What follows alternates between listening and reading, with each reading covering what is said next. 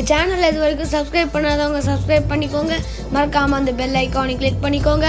Thank you. Hello friends, welcome to Tuckins family channel. நம்ம இன்றைக்கி என்ன பார்க்க போகிறோம்னா மில்க் அல்வா பார்க்க போகிறோம். மில்க் அல்வா ரொம்ப ரொம்ப டிஃப்ரெண்ட்டாகவும் இருக்கும், டேஸ்ட் ரொம்ப சூப்பராக இருக்கும். அதுக்கு தேவையான பொருட்கள் என்னென்னு பார்க்கலாம்.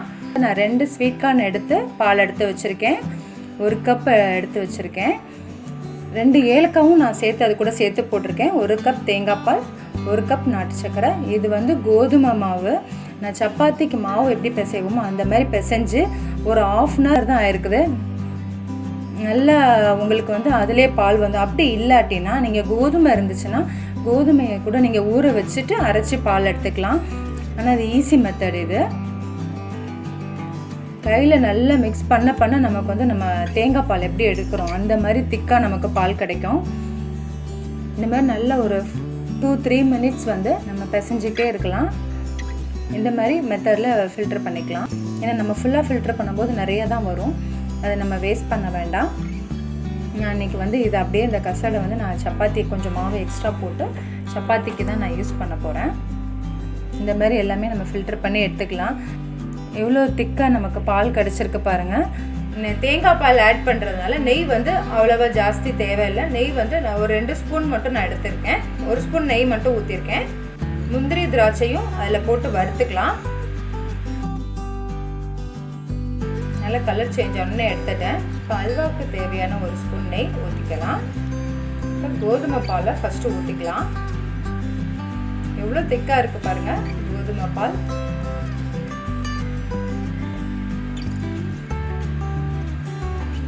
நெக்ஸ்ட் ஸ்வீட் கார்ன் பால் ஊற்றிக்கலாம்.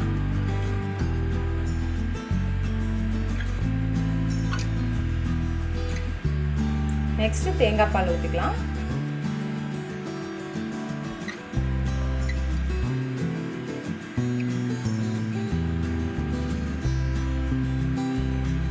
மூணு பாலையும் ஊற்றியாச்சு.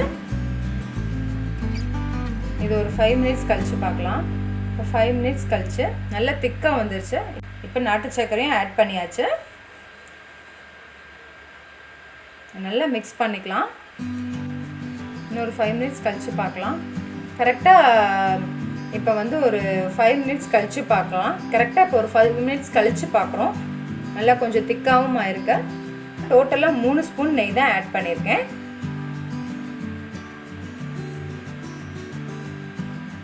இப்போ கரெக்டாக எனக்கு 10 நிமிஷம் கழித்து பார்க்குறோம். இப்போ நெய்யில் வறுத்து வச்சுருந்த முந்திரி திராட்சையும் போட்டுக்கலாம்.